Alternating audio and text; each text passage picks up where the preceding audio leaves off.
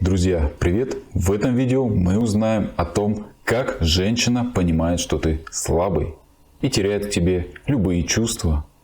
Что означает фраза «не хочешь встретиться» спустя месяц после того, как она ушла сама? Какими грязными методами она пользуется для того, чтобы понизить тебе самооценку, а после бесстыдно управлять тобой? И к чему это приводит? Давай с этим разбираться на примере одной очень жесткой истории. Будет интересно. Жили с девушкой 2 года. За этот период времени она меня бросала. Но я, после просмотра видео на YouTube, нашел способ ее вернуть. Я начал встречаться с другими девушками, изменил отношение к себе. И через месяц она меня увидела на машине с другой девушкой и написала мне: «Не хочешь встретиться?» Мы встретились. Что я здесь вижу? Я вижу имитацию. Да? Все эти изменил отношение к себе, начал встречаться с другими девушками. Для кого он это делал? Прежде всего, для нее. Почему? Потому что все выдают мелочи. Если присмотреться к словам, нашел способ ее вернуть. Не принять обратно, а вернуть. То есть мужчина занимался этим. Он вкладывал свое время. Он выискивал варианты, как это можно сделать. Понижает ли это значимость? Может ли это привести к полноценному возврату? Нет. Все эти усилия, они лишь повышают ценность этой женщины. И только. Второе, что выдает самообман, это, конечно же, то, что ты по первому пингу, по первому СМС летишь навстречу. То есть девушка просто тебя увидела с другой. Да, у нее возникло чувство ревности, которое основано на чувстве собственничества. Это желание обладать, заполучить, это мое. Она тебе написала, даже с целью проверить, а действительно ли ты не блефуешь. И ты тут же побежал на встречу. Со временем снова съехались и начали жить хорошей, счастливой жизнью. Но здесь я уже по этому предложению вижу невосприимчивость к объективной реальности и отрицание ее, что, пожалуй, более печально. И эти фразы я часто встречаю в историях, которые вы мне присылаете. Она очень сильно меня любила. Мы были невероятно счастливы. Самообман, слепота, невосприимчивость к объективной реальности. Когда даже друзья тебе говорят: что с тобой? Ты изменился, она плохо на тебя влияет. Мы тебя не узнаем. Но даже в этом случае мужчина не в состоянии оценить трезво ситуацию. Он начинает даже защищать ее. И говорит, что она не такая, вы просто не понимаете, у нас настоящая любовь, она особенная. Вы не знаете ее так, как знаю я. Сейчас ситуация такая. 2 недели я один. До этих 2 недель был с ней, но на протяжении 3 месяцев наши отношения превратились в рутину. Одни скандалы, с работы даже возвращаться не хотела. Сказала, что ничего не чувствует. Естественно, она не чувствует, раз 3 месяца были скандалы. Мужчина, который скандалит, но при этом не завершает отношения и не уходит, значит, он терпит. Подсознание женщины говорит ей о том, что он терпит, значит, слабый. Он не готов уйти, значит, зависим. К слабому и зависимому женщина не может испытывать чувства. Логично. В конце концов, я решил уйти. У нее сработали, видимо, рефлексы. Придя с работы домой, она увидела, что я ушел.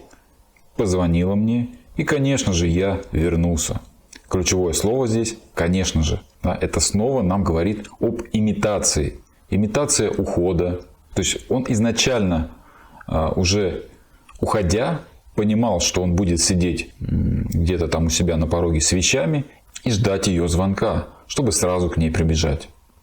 О каком уважении женщины к тебе может идти речь, когда она прекрасно понимает, что по щелчку пальца ты тут как тут? На самом деле ты не хотел уходить.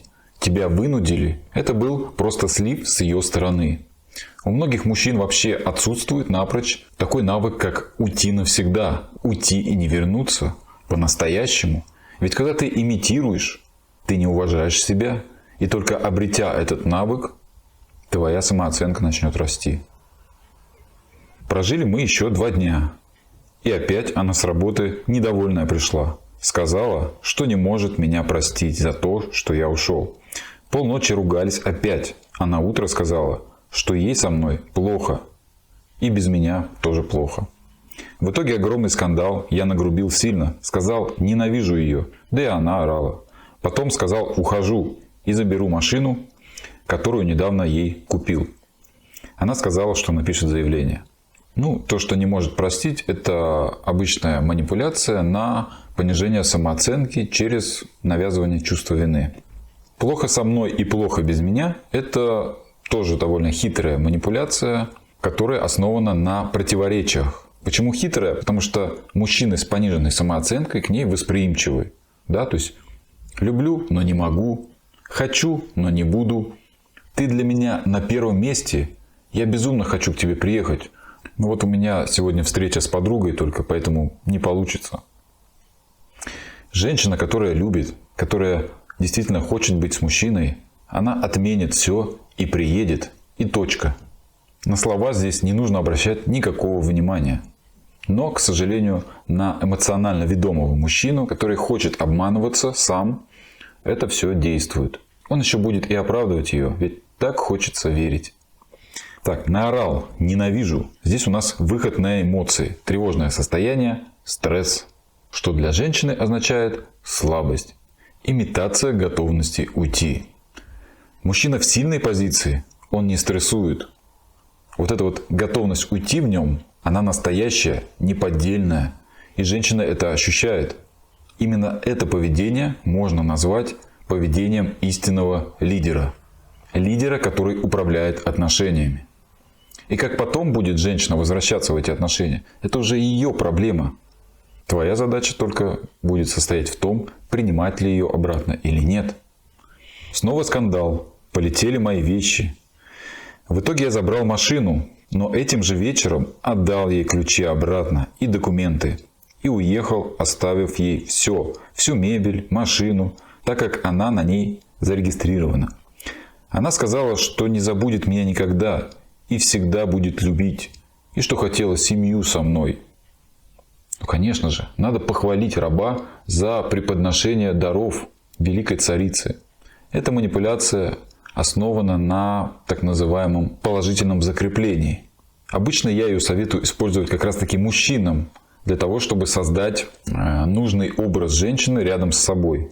То есть, если женщина, например, не очень любит готовить, и ты попросил ее что-то приготовить, обязательно нужно похвалить ее за это. Тем самым мы вызываем у нее это желание в дальнейшем делать тебе такие приятные штуки. И со временем она втягивается в это сама и начинает это тоже нравиться. Оставил машину, то есть манипуляция основана на том, чтобы зафиксировать в сознании мужчины, что он поступил правильно. Нужно его похвалить для того, чтобы в будущем можно было как-то его доить в дальнейшем, потянув за какие-то ниточки в определенный момент или дав надежду. На слова здесь также не стоит смотреть. Показывала ли она действиями, что любит, что хочет создать семью? Нет. Оставил машину на ней, так как на ней зарегистрировано вранье себе прежде всего. Оставил, так как хочешь оставить точки соприкосновения в будущем. Сохранить ту возможность для себя, чтобы она написала тебе, поинтересовалась по поводу машины или вещей.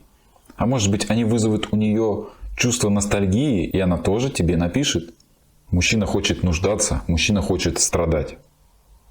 Но на следующий день после работы она мне написала и попросила прощения. Но и я, естественно, попросил и пригласил ее на кофе.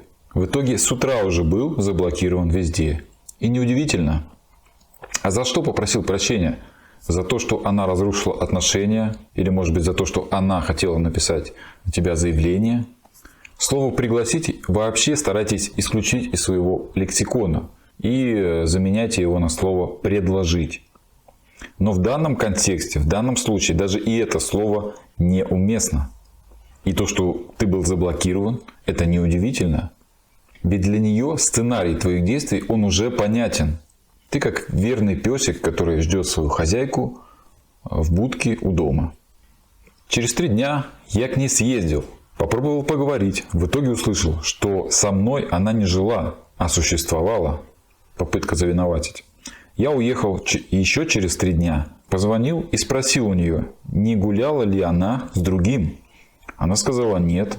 И спросила, долго ли я буду звонить и контролировать ее.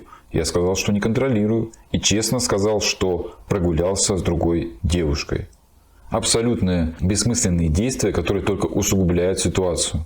Она сказала, значит, не такая и любовь у нас с тобой была, раз гуляешь уже. Снова попытка завиновать. Далее я говорил, как плохо мне эту неделю, а она говорила, тоже плохо, но хочет забыть меня. Я сказал, что больше не позвоню, прощай, и скинул трубку. Вот уже 4 дня я включил игнор, не появляюсь в ВК на основной странице, а она не звонит и не пишет. Во-первых, в игнор ты вошел неправильно. А зачем ей писать, если она точно знает, что по первому СМС ты прибежишь? У нее уже сформировалась четкая невосприимчивость к твоим действиям. Она их абсолютно уверенно и вполне справедливо считает блефом. Ценности в том, чтобы наладить с тобой отношения и держаться за них, у нее нет. Если в начале, в первые разы, у нее еще и срабатывали какие-то рефлексы, чтобы тебя быстренько удержать, то сейчас и они уже молчат. Вопрос, как ее вернуть, не могу без нее, уже 2 недели сам не свой. Люблю ее и хочу семью с ней, посоветуйте. Никак не нужно возвращать, никак, тем более жениться. Я уже не говорю даже о том, что она проблемная, то есть не в какой-то умеренной степени проблемная, а очень сильно проблемная. Но важнее даже не это, а то, что тебе это не нужно. Тебе не нужны отношения. Ты не готов к ним. Сейчас ты живешь неосознанно. Твое состояние – это состояние эмоционально ведомой женщины. То есть ровно женская модель поведения. О каких отношениях, о каком контроле в них может идти речь? Здесь надо обратить внимание прежде всего на себя изначально. Потому что сейчас ты ищешь страданий. Ты осознанно создаешь ситуации, в которой ты бы нуждался в женщине. Ты ищешь этих ощущений. Ни о каком балансе значимости и сильной позиции в данном варианте не может быть и речи. Поэтому прежде всего в данной ситуации я бы порекомендовал проработать себя, изучить базовый хотя бы механизм, как устроена женщина, как она мыслит, чем она руководствуется, какими эмоциями, поработать со своей самооценкой, начать уважать себя и только потом постепенно, помаленьку приступать к общению с женщинами. Вот такая интересная ситуация у нас сегодня. Жду ваших историй в комментариях и будем на связи.